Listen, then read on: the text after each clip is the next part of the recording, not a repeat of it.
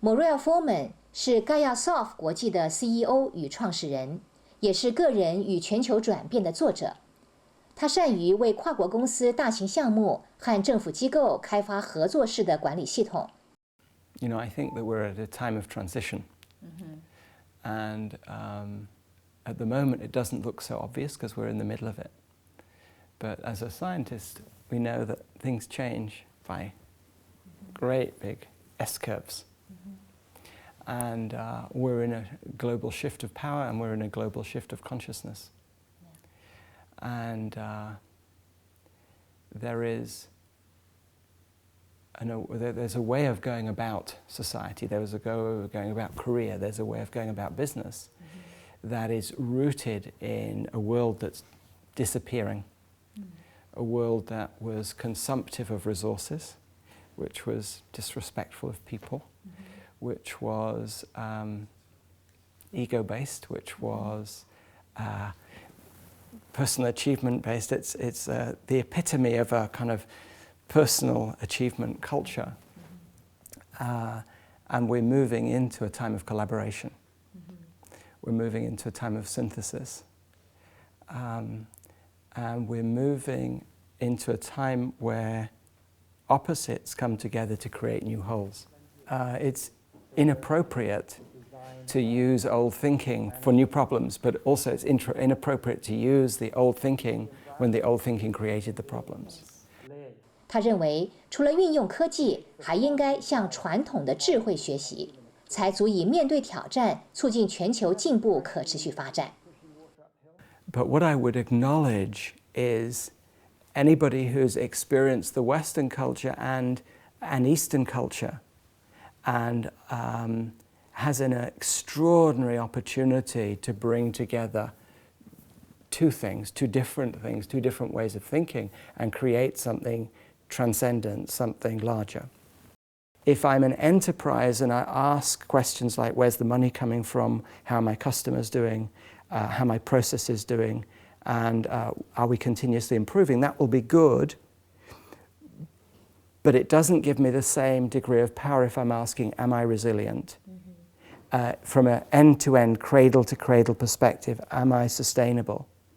But I think there's a much bigger question for organizations in this time in history, which is, if you look at biodiversity, if you look at ecosystems, if you look at financial system, if you look at poverty, if you look at resources, we're at a time where things have to change extremely fast. There has to be a massive change. So we're in a time of transition. The question is that planned transition, prepared transition, or is that unplanned scramble towards transition? Is it transition that we're ready for? Is it transition that we're thrown into? And so as a leader in this time of transition, I can either continue to look back and say, how would I have made money in the past? How would I have led the organization in the past? How would I have organized the city in the past? Or we can take a leap into the future and we can say, how do I lead this organization from the future?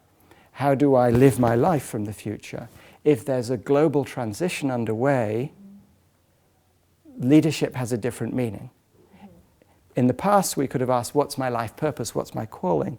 But I used to run workshops on that, and I would say that times have changed, and now the question is, what's my role in the transition? So as an enterprise in Europe or in China or in the United States or in Africa, what is my role in the transition to a resilient, sustainable, flourishing future for humanity? As a leader with influence and power, what is the role of my influence, power, and wealth on creating sustainability, resilience, and flourishing for humanity? And that sounds like quite a spiritual question. Actually, it's a very practical question. You can design, and I would recommend we do design our management systems from exactly that. So when we're transforming a city for sustainability, we don't limit ourselves to sustainability. We think about resilience. We don't limit ourselves to resilience. We think about human flourishing. And we say, how can we have this time of transition be a time for the blossoming of humanity? We have to completely transform the way we do business, the way we do government. 倾听自然，保持弹性，是他对领导者的建议。因为每一个变革都会创造机会，变革越大，机会越大。In terms of businesses and governments, we need to design. This is to me a very important point. And it comes from work, for example, a European project where we researched into resilience. So how do you take a system like Europe and make a resilient Europe? And if all the parts are stable, it's quite simple, relatively simple. But if any part, like the food system or the energy system or the transportation system or the natural system and a volcano can disturb all of the system, if we can lose a gas supply from Eastern Europe and within 60 days we can't run our factories and our electricity generation, that means it's a very vulnerable system. Nature would never create something so vulnerable. It is a desperate situation until the situation of being an impotent drop of water in an ocean on the flood is desperate. I am flooded with the ocean. So we need a new kind of thinking. And you know, when I'm talking about this in the West, I use an Eastern metaphor because it's the archetype of acupuncture. Yes. The mechanic uses force to adjust. The acupuncturist understands the flows of the system, understands the meridians, understands the natural energy of the system, and unblocks the energy of the system for change and self-regulation. So I'd say the opportunity for us as leaders is to be wise as to the functioning of the system we're part of.